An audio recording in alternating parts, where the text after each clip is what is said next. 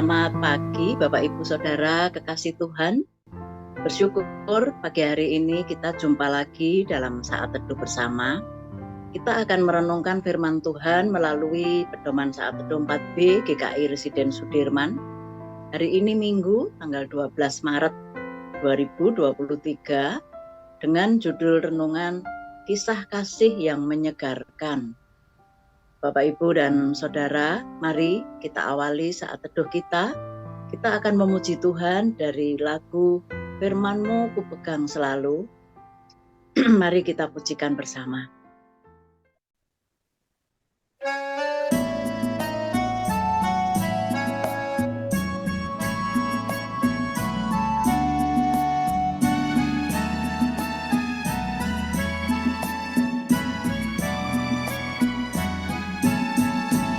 Firman-Mu ku pegang selalu, saat duka, saat senang, jalan hidup yang akan datang, tangan Tuhan yang memegang. Pencobaan menghimpit aku dan menjadi keluhanku, Firman-Mu ku pegang selalu, sayap-Mu tempat berteduh. Firman-Mu Tuhan ku pegang selalu, hilanglah keraguanku. Bila hatiku rasa susah, padamu aku berserah. Firman-Mu ku pegang selalu, maka amanlah jiwaku.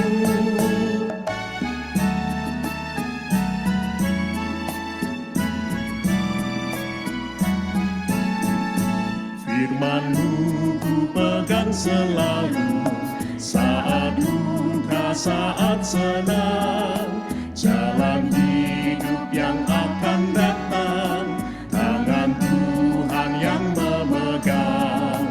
Pencobaan menghimpit aku dan menjadi keluhanku, Firman-Mu ku pegang selalu, sayap-Mu tempat berteduh.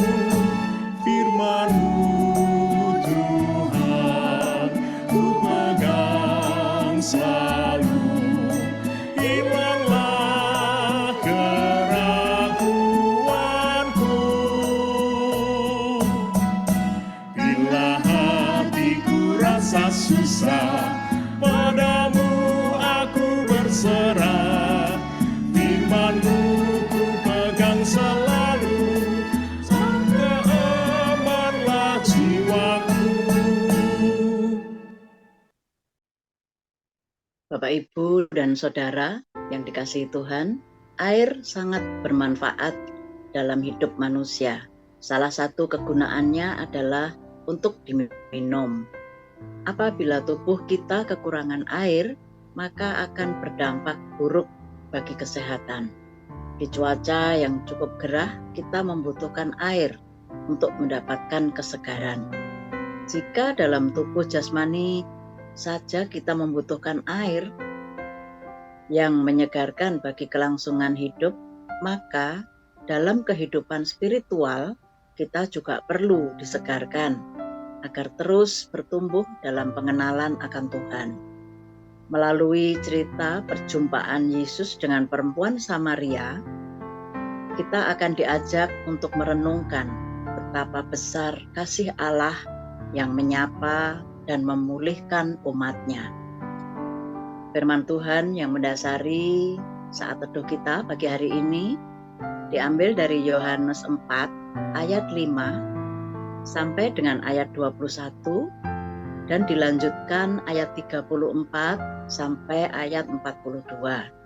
Nanti akan dibaca oleh Pak Yosa. Sebelumnya Bapak, Ibu, dan Saudara, mari kita bersatu hati, kita berdoa. Bapa di dalam surga, kami bersyukur untuk hari yang baru, untuk kekuatan yang baru, untuk kesehatan yang Tuhan sediakan bagi setiap kami.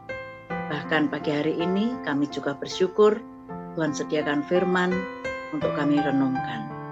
Ketika kami akan baca dan merenungkan Tuhan, kami tolong kami supaya kami boleh memahami firman ini, yang pada akhirnya kami juga dimampukan untuk dapat melakukan dalam hidup kami. Terima kasih Bapa, dalam nama Tuhan Yesus kami berdoa. Amin.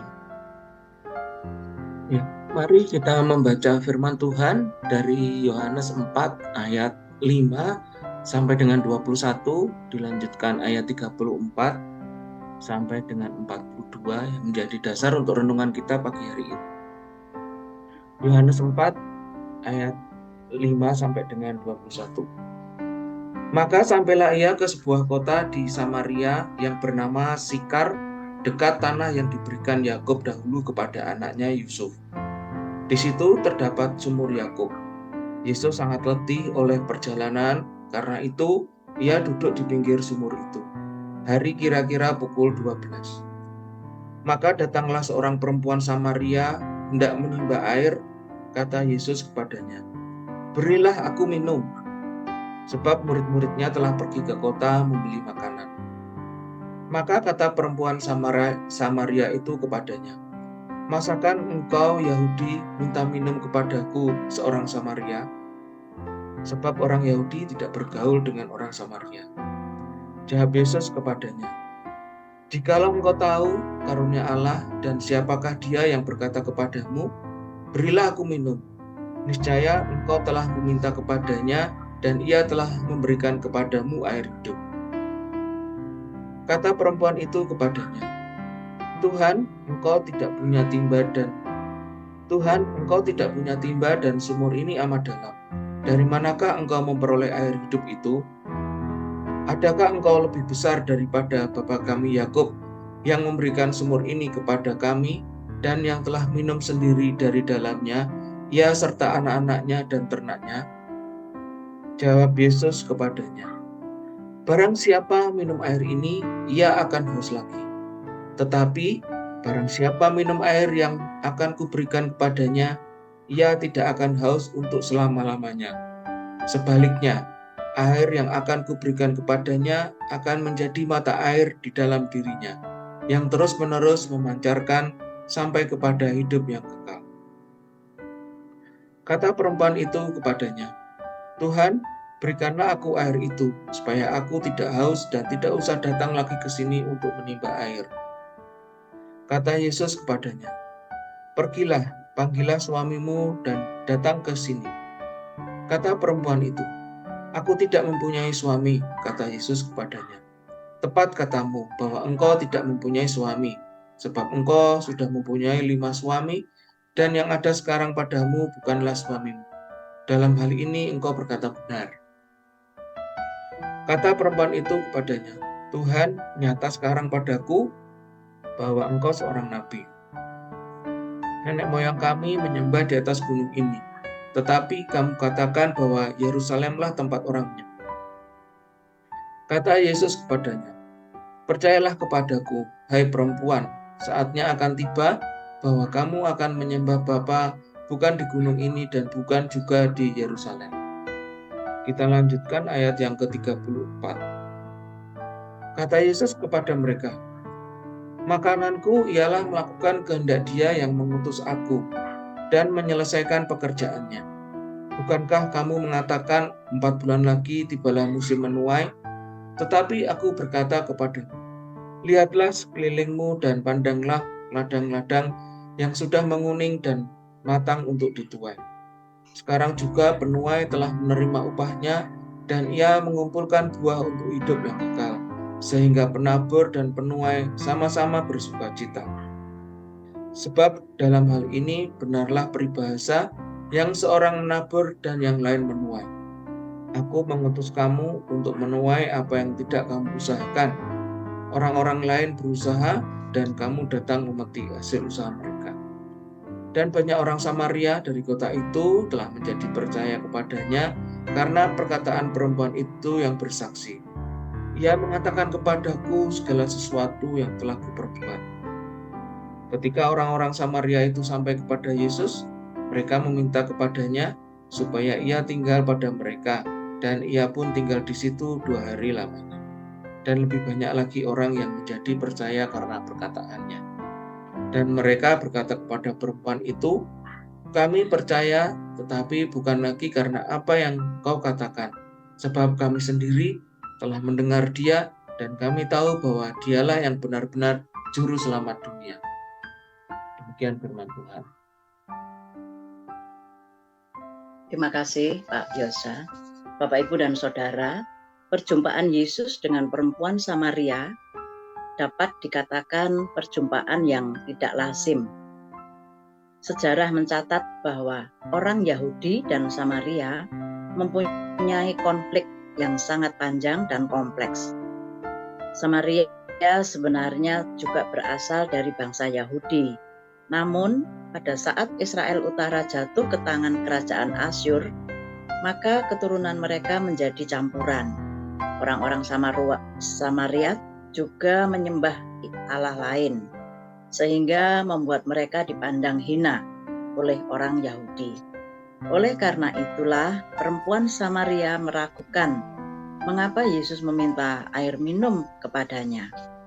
Bahkan jika kita melihat di ayat 16 dan 18, juga mencatat bahwa besar kemungkinan perempuan ini telah 5 kali gagal dalam berumah tangga, dan kemudian ia tinggal bersama pria yang bukan suaminya, sehingga masyarakat memberikan penilaian yang buruk kepada dirinya.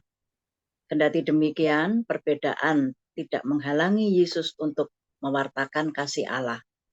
Oleh karena itu, ia membuka percakapan terlebih dahulu kepada perempuan itu dengan meminta minum.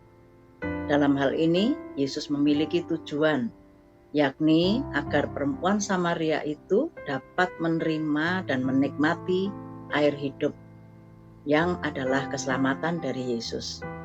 Air yang mampu mengisi hidupnya dari kehampaan jiwanya. Air yang mampu menyegarkan kembali hidup yang kosong.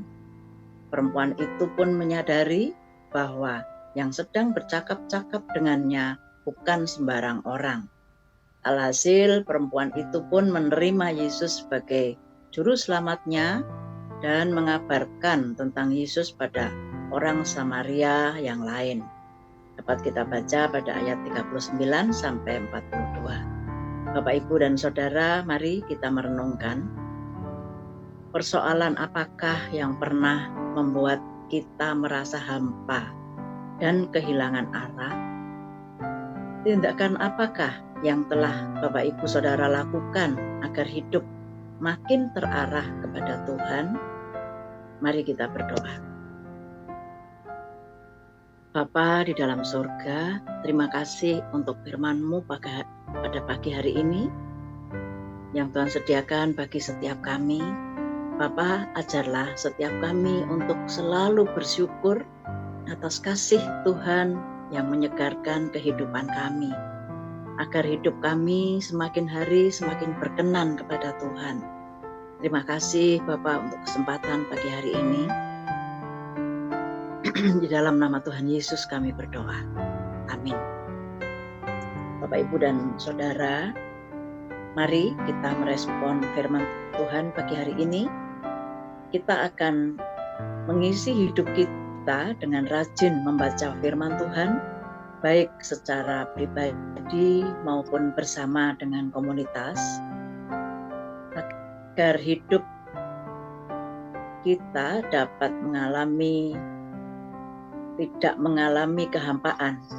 Bahkan setiap kita boleh terus dipimpin oleh firman yang kita baca bersama. Tuhan memberkati dan menolong kita semua. Amin.